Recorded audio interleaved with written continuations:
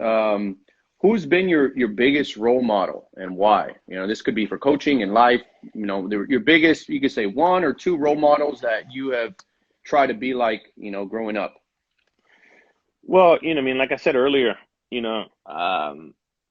playing at a high level and playing with players of good capacity, you kind of tend to try to identify who could be your mentor. As a coach, when I started coaching, I used to got. I mean, I'm not gonna lie. I went to whoever was the best. My first guy was I had a very, I had a very close relationship, almost like a big brother little brother relationship, which is Terry Davila. He was a big mentor for me in my earliest stages in coaching. And obviously I come from the marijuana saw tree because he was my coach also, and I used a lot of his concepts early on as a guide because again I was playing and coaching at the same time, doing both. So I was kind of replicating what he would do, but I think the biggest influencer in me is definitely a coach by the name of Terry Davila, who's currently the head coach at Cal State Northridge. Uh, big Played a big part in my upbringing in coaching and and my journey. And if Now Coach there's Terry, if Coach Terry is watching right now, which he might be, but really quick, what would you say to him, really quick? he knows. I every time I see him, I thank him. So he Yeah, knows. Yeah, he awesome, tells stories about me. Tells story about me. Um, but yeah, him and I awesome. go.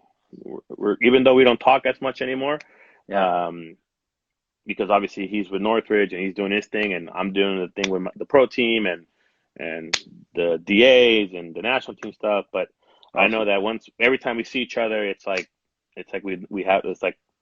I just saw him yesterday, so we pick things up real quick. That's awesome, man. Thank you for sharing that. There's always obviously something that we can improve on, and you as a coach, I know you and I, we always have conversations about improving. You and I we're very big, and there are a lot of coaches, not just us obviously, but now that we're having this conversation, you're an avid learner. We're always Yeah, learning, either taking coaching courses on webinars. We share webinars.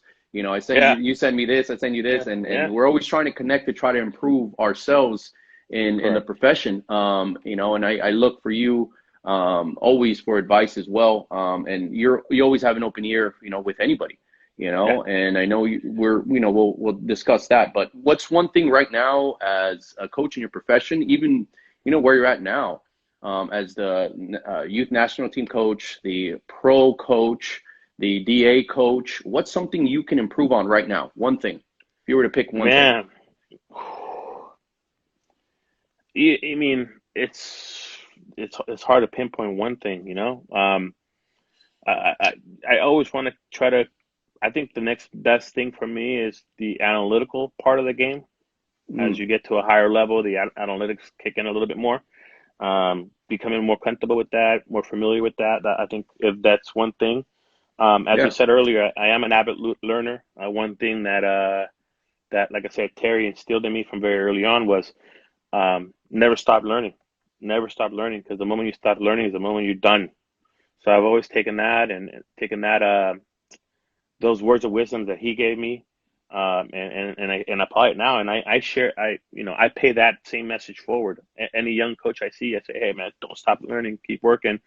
Um, because just like because at some point I was like them, also trying to find my way through this journey. This is something that I wanted to do, and maybe they want to do it. They need to find that one person that can lead them in that direction. But yeah, I mean, I always like to learn. I always like to do webinars, like you said. I did a bunch of webinars. I continue to read books, which is another big thing that these mentors have given me, have inspired me to continue to educate myself. But the next step for me is as I move up in the coaching ranks is obviously the technological aspect of bridging the analytical stuff to the game, mm, because I think that's where the game's heading. yeah, and believe it or not, I actually have somebody coming on later, possibly later in the week, that I want to connect the soccer community with. I want to put him in front. He's Yeah, an expert in that, yeah, yeah, yeah. so No, I it's see it. important. It's tough to listen. It's tough for even for our viewers, for the coaches here, or for parents, or even for the players that are on now. It's hard to really like make people comprehend how much. I think for the level of a youth kid, it's not so much. Hmm. Um, it's not applicable to them as much. But as you get older and as you go through your journey, um, I think definitely you can start. There's a lot of benefits of the analytical aspect. Reviewing films. I know that in the academy level we have Huddle, breaking down films through Huddle, seeing how many. There's different companies now like Tracer, Soccer Paint, all this stuff Yeah, that yeah. they can track your completed passes. Um, your completed passes, your incomplete passes, your turnovers, your ball win, your the times you won the ball. They can track all that stuff. So, and you can start seeing where you're really are excelling and not doing so well. So as you get older, I think it becomes more of a demand. But yeah, Great, I think great. Thank you for that's the sharing that. part. Good, good, good. All right. We're going to move on to the next part of the interview. We're going to take a few questions from the audience here. So, if that's okay with you, whoever would like to now ask questions, now's the time. You have one of the best youth coaches around right at your fingertips. It's something that's been on your mind, something you just need advice on, parent, coach, player. Feel free and ask now. And Willie, just go ahead and pick, a question or two, and then feel free Uh, to answer. no, yeah, yeah. I'm just looking at some of the comments you guys are giving. I have some of the guys here I know, fellow coaches. Just people that I know. But yeah, what I mean. I won't take it personal. There's no questions. Even that's that's okay. It'll give us more time to talk about stuff. Maybe listening is maybe better. But yeah, I see one right now.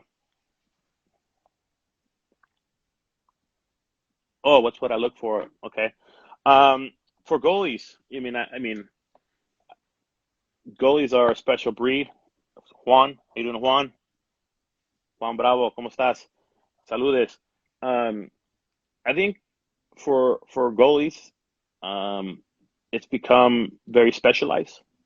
So it's hard to really tell. It's hard for me to say to a goalie, "Hey, dive here," when I've never experienced or you know thrown myself in midair to try to catch a ball. It's tough for me. But things I look for is like one, can a goalkeeper be comfortable with the ball on his feet? I think as we've seen now, soccer is evolving towards that now. More is how comfortable a goalkeeper is with his feet. Um, but again, I say instincts is a big thing. Distribution with the hand and ball and with your feet. Um, yeah, those are little things that I look for in terms of determining what I want. And again, my big thing is with goalies is like if you have uh, if you have the opportunity to impact a game, you get two two to three times a half. And when it's your moment, can do you